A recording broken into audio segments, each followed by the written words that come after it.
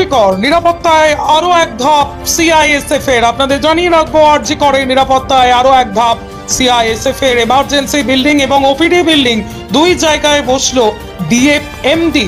এবার থেকে এই দুই বিল্ডিং এ প্রবেশ করতে গেলে রোগী এবং তার আত্মীয়দের ডোর ফ্রেম মেটাল ডিটেক্টরের ভিতর দিয়েই প্রবেশ করতে হবে।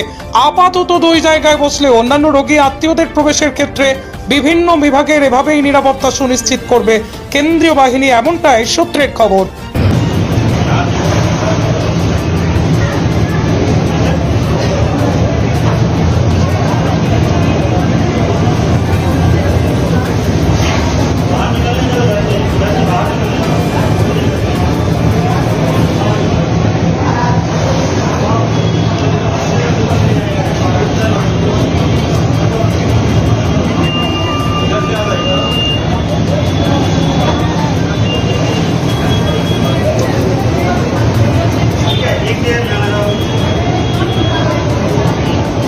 बाहर इधर से जाने के लिए